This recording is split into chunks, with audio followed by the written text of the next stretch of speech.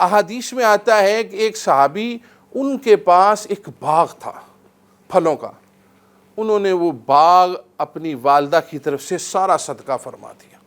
اب چونکہ جدید دور ہے، ہمارے پاس باغات اویلیبل نہیں ہوتے ہر بندے کے پاس، تو ہم اس کا نعم البدل جو ہے پھل وہ اپنے والدین کی طرف سے تقسیم کر دیتے۔ اسی طرح حضرت سعد رضی اللہ تعالیٰ عنہ، ان کے بارے میں حدیث شریف میں موجود ہے کہ یہ رسول اکرم صلی اللہ علیہ وسلم کے پاس حاضر ہوئے، عرض کرتے ہیں یا رسول اللہ صلی اللہ علیہ وسلم، میں اپنی والدہ کے پاس موجود ہوتا نا ان کے وقت وصال، تو وہ ضرور مجھے کوئی اچھا عمل کرنے کو کہتی، لیکن میں وہاں پہ موجود نہیں تھا۔ اب اگر میں ان کی طرف سے ان کے وصال کرنے کے بعد کوئی نیک کام کروں تو کیا ان کو فائدہ پہنچے گا؟ فرمایا ہاں پہنچے گا۔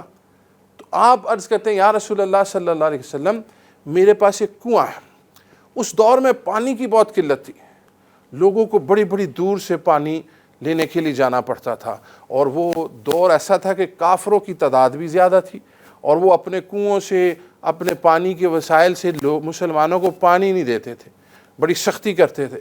تو نبی اکرم صلی اللہ علیہ وسلم جب یہ فرمایا تو عرض کیا یا رسول اللہ صلی اللہ علیہ وسلم، میں اپنی والدہ کے لیے ایک کنواں کھدوانا چاہتا ہوں۔